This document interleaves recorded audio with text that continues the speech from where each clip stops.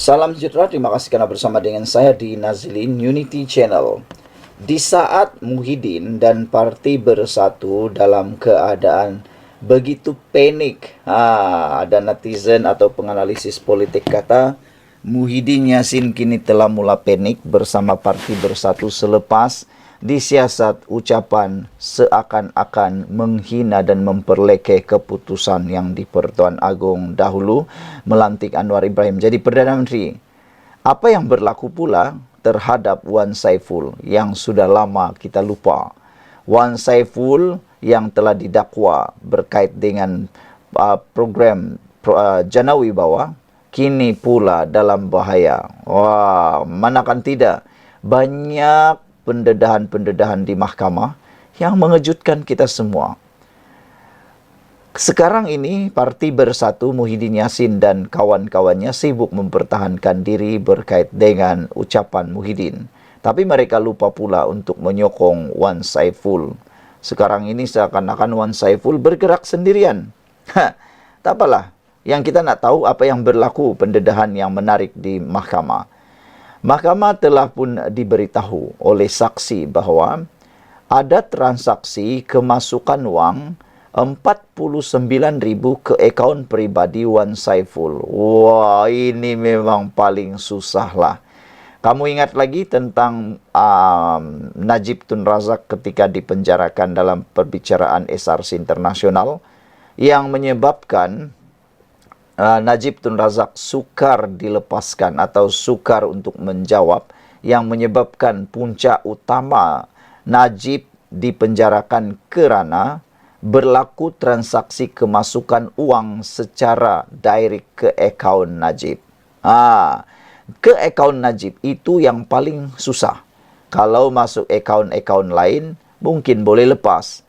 Tapi masuk dalam akaun sendiri, itu paling tak lepas. Susah nak mahu pertikai dan susah nak dijawab. Jadi kali ini bukan berlaku pada Najib, tapi menurut saksi berlaku pada Wan Saiful. Kali ini Wan Saiful memang dalam kesusahan yang besar. Karena saksi ini menyatakan ada kemasukan wang 49,000 ke akaun peribadi Wan Saiful. Daripada mana, untuk apa? Jom kita baca laporan ini. Tapi yang pentingnya saudara, tidak kiralah berapa banyak duit masuk. RM2 kah, RM3 kah, RM5 kah, RM10 kah, RM1,000 kah, RM2,000 kah, RM1,000 kah, RM49,000 kah. Kalau didapati bersalah, tetap akan dihukum. Mahkamah Session di sini hari ini diberitahu terdapat transaksi kemasukan wang berjumlah RM49,000 ke dalam akaun bank persendirian bekas Ketua Penerangan Bersatu Datuk Wan Saiful Wan Jan 2 tahun lalu. Penulung pengurus Maybank Cawangan Bukit Damansara Fazila Omar berkata, turut mengesahkan wang berkenan dimasukkan melalui cek ke dalam akaun Maybank Islamik pada 25 Oktober 2022 yang dibuka atas nama Wan Saiful Rudin Wan Jan. Bagaimanapun, saksi ke-11 pendakwaan itu tidak dapat memastikan individu yang memasukkan wang terbabit. Saya boleh sahkan terdapat kemasukan wang 49,000, tetapi saya tidak dapat pastikan siapa yang masukkan wang itu kerana ia bukan bidang kuasa saya. Bukan susah sebenarnya nak tahu siapa yang memasukkan itu. Lihat saja sumber uang itu dari mana. Bukan susah pun kan. Tracking saja sumbernya senang. Pasti ianya akan terbongkar. Tetapi wang itu telah dimasukkan, kata beliau. Jika ingin tahu butiran cek, kami boleh membuat semakan dengan membuat permohonan ke Ibu Pejabat Maybank. Katanya apabila dirujuk dengan penyata akaun bank berkenan.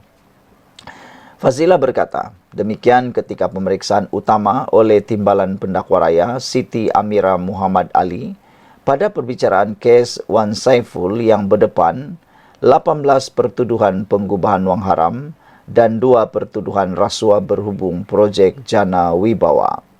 Di soal Siti Amira, berapa kali transaksi kemasukan wang 49,000 itu, saksi menjawab hanya satu kali, yaitu pada 25 Oktober tahun 2022. Perbicaraan di hadapan Hakim Rosli Ahmad bersambung 3 September depan. Wan Saiful, 49 tahun didakwa meminta suapan wang daripada Lian Tan Chuan sebagai dorongan untuk membantu Nepturis Sdn Bhd mendapatkan projek Central Spine Road sertik ke persimpangan Lebuh Raya Pantai Timur daripada Kerajaan Malaysia secara prakelayakan bernilai 232 juta ringgit. Beliau yang juga didakwa menerima wang tunai 6.9 juta ringgit melalui akaun CIMB Bank Berhad milik syarikatnya WSA Advisory Group Sdn Bhd daripada akaun Maybank Islamic Berhad milik Nepturis Sdn Bhd sebagai upah membantu syarikat itu mendapatkan SST bagi projek terbabit. Wan Saiful didakwa melakukan kedua-dua kesalahan itu di Royal Lake Club Taman Tasik Perdana di sini pada April 2022 dan di CIMB Bank Berhad Cawangan Bukit Tungku antara 8 Julai hingga 30 September 2022. Wan Saiful turut berdepan 18 bertuduhan pengubahan wang haram membabitkan 5.59 juta dengan memindah dan menggunakan wang hasil aktiviti haram itu. Kesemua kesalahan itu didakwa dilakukan di cawangan CIMB Bank Berhad Bukit Tungku di sini antara 12 dan 13 November tahun 2022. Pertuduhan dibuat mengikut Seksyen 4 dalam kurungan 1 kurungan B Akta Pencegahan Pengubahan Wang Haram, Pencegahan Pembiayaan Keganasan dan Hasil daripada Aktiviti Haram tahun 2021. Saudara-saudara sekalian, itulah dia keputusan daripada mahkamah, pendedahan daripada mahkamah yang memang mengejutkan kita. Menjadi persoalan sekarang ialah, adakah wang itu datang daripada syarikat yang dikatakan telah pun memberikan uang kepada suapan kepada Wan Saiful itu? Walaupun saksi menyatakan mengesahkan 49,000 telah masuk ke dalam akaun peribadi Wan Saiful, tetapi dia tidak dapat mengesahkan siapa yang memasukkannya, namun dia pun telah pun memberikan kenyataan untuk mengetahui lebih detail terperinci tentang perkara itu. Beliau hanya perlu meminta kebenaran daripada ibu pejabat untuk mengetahuinya kerana ianya bukan bidang kuasa beliau. Jadi sebenarnya bukanlah susah untuk mengetahui siapa yang telah melakukan transaksi itu. Sekian untuk kali ini. Jangan lupa tinggalkan komen anda, tekan butang subscribe. Bye-bye. Salam sejahtera. Terima kasih kerana bersama dengan saya di Nazilin Unity Channel. Isu yang paling hangat pada hari ini ialah apabila bekas pegawai Muhyiddin menyangkal SD mesti secara en blok. Wow, ini menarik. Selepas membacakan tajuk ini, saya akan bacakan beberapa komen daripada netizen di ruangan Malaysia kini yang mana dapat memberikan pencerahan kepada kita, dapat menjawab persoalan ataupun jawapan penafian daripada bekas pegawai Muhyiddin ini. Itulah kan macai-macai geng-geng Muhyiddin dah kini mula menegakkan benang yang basah. Kini dah mula tampil membantu Abah. Telah mau datang tampil membantu Abah. Biasalah nak bantulah tu kan. Tapi kita baca dulu apa sebenarnya yang dikatakan oleh bekas Ketua Setiausaha Sulit ini.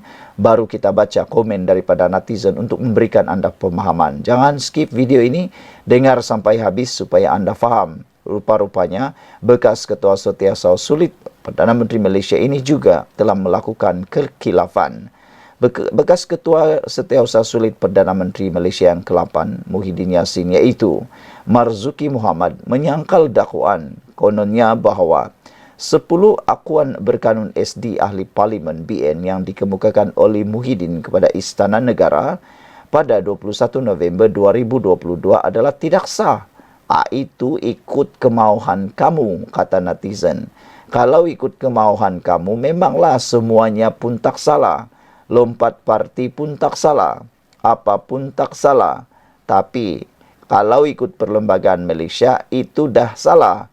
Kerana dalam Akta Anti Lompat Parti jelas-jelas mengatakan ianya SD dan tidak diguna pakai lagi. Yang hanya boleh pakai ialah apabila sokongan untuk membentuk kerajaan datang daripada parti, bukan secara individu. Itu jelas mudah difahami. Nenek di kampung, datuk di kampung, nenek di bandar, nenek di kampung, semua pun tahu. Takkanlah tak tahu budak tadika pun boleh faham perkara itu. Saudara-saudara, antara komen daripada netizen berkait isu ini, yang mana mereka menjawab dakwaan daripada pegawai Muhyiddin ini, mereka kata, netizen kata, saudara-saudara sekalian, netizen ini kata, mereka menjawab, kalau betullah, kata Sami Velu, kalau betul-betullah ada SD 15 itu, kenapa bila undi percaya kepada Perdana Menteri semasa sidang Parlimen, boleh lari keluar ramai-ramai? Bengong betullah, patut duduk dalam hutan rimba je, kata Sami Velu. Saya pun hairan, kalau betul Muhyiddin cukup 115 undi Parlimen pada waktu itu, nak tahu juga kenapa sewaktu Anwar Ibrahim membuat usul undi percaya terhadap dirinya sendiri, rekod seluruh dunia, bayangkan, Perdana Menteri, satu-satunya Perdana Menteri yang ada di seluruh dunia yang berani mengusulkan undi percaya pada diri sendiri ialah Anwar Ibrahim. Belum pernah ada Perdana Menteri di dunia ini berani mengusulkan undi percaya. Kecuali dia yakin dan dia tahu memang dia dah cukup nombor. Anwar Ibrahim berani. Dan ketika dia mengusulkan usul undi percaya ini, akhirnya Anwar Ibrahim dapat lebih daripada 115. Bahkan kalau saya tak silap, 120 lebih undi Parlimen waktu itu. Jadi, apa lagi yang nak dipertikaikan tentang SD itu? Undi percaya itu lebih accurate, lebih tepat berbanding SD tanda tangan Muhyiddin. Kerana keputusan terkini telah pun menutup keputusan yang lama. Kalau betullah pun Muhyiddin ada 115 SD. Tapi oleh kerana undi percaya telah pun dibuat, ianya secara otomatik menutup apa yang Muhyiddin buat pada waktu itu.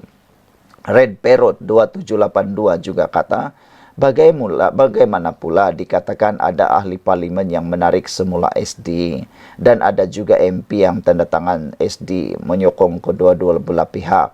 Dan bagaimana pula dengan kuasa yang di Pertuan Agong yang mempunyai kuasa menentukan pada hemat beliau baginda yang mempunyai sokongan majoriti.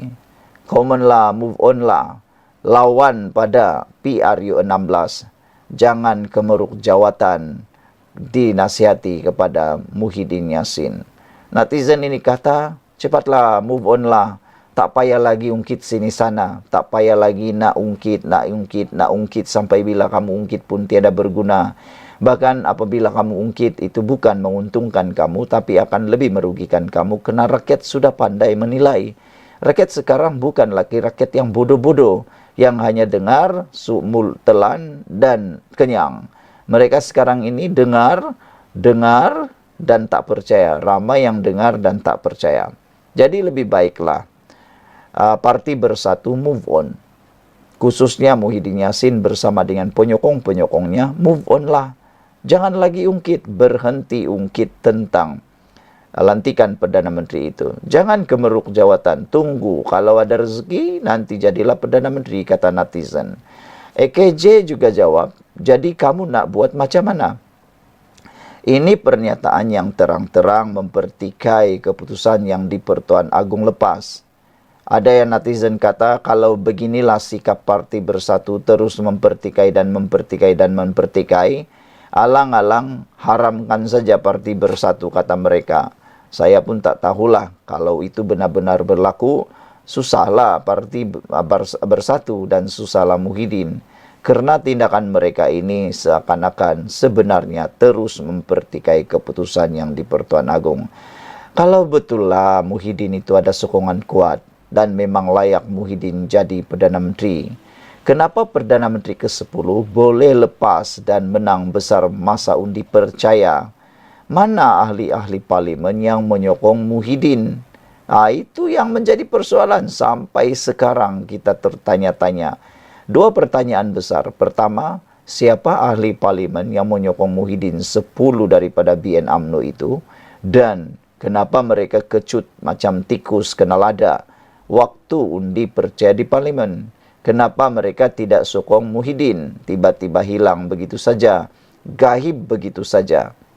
Itulah. Baru dorang teringat mungkin mereka telah pun tanda tangan akur janji bond 100 juta denda kalau menyokong mana-mana pemimpin atau gabungan tanpa mengikut keputusan parti politik atau en blok. Jadi mereka mungkin baru teringat, alamak 100 juta tak berbaloi. Ping Merlin kata, ini satu perkara yang betul-betul satu kebodohan. Katanya malu nak sokong Perikatan Nasional selepas ini. Dah bertahun-tahun kisah ini, tapi masih nak retro cerita SD pula. Tunggulah Piario 16. Ini kutip SD banyak-banyak sebelum bertanding. Dia bilang, dia nasihatkan, tunggu Piario 16. Sebelum Piario, sebelum keputusan diumum, cepat-cepat kutip SD supaya boleh jadi Perdana Menteri. Itu memang lucu sekali lah. Pepel Maus kata, undang-undang anti lompat parti itu memang teruk. Sebab Muhyiddin bersama dengan gerombolannya yang menggubal. Las-las makan diri pula. Buktinya sekarang 6 ahli parlimen daripada Parti Bersatu yang menyokong Anwar Ibrahim pun boleh terlepas sebab undang-undang anti lompat parti yang digubal oleh Muhyiddin banyak lompang. Pada waktu itu Pakatan Harapan sudah bagi nasihat, buat macam ini supaya tidak akan kena scam, tidak kena prank oleh rakan sendiri. Tapi apa yang Bersatu buat? Perikatan Nasional tolak usul, tolak nasihat Pakatan Harapan supaya memperbaiki undang-undang anti lompat parti itu. Akhirnya mereka termakan diri sendiri. Las-las makan diri. Kalaupun 10 ahli parlimen UMNO di peringat awal menyokong, tapi akhirnya mereka menarik diri dan 115 itu pun tak mencukupi, Kuasa Agung melantik Perdana Menteri yang dipercayainya mempunyai sokongan majoriti. 115 bukan majoriti sebenar, sebab ada undang-undang dalam parti BN sendiri yang halang lompat parti dengan denda 100 juta ringgit. Sebab itu Agung kena teliti betul-betul sebelum melantik, dan begitu bijaknya Ketua Duli Yang Maha Mulia di Pertuan Agong. Kita bersyukur kerana Ketua Duli Yang Maha Mulia di Pertuan Agong cukup teliti dan luar biasa kebijaksanaannya. Sekian dulu untuk kali ini. Jangan lupa tinggalkan komen Anda, tekan butang subscribe. Bye.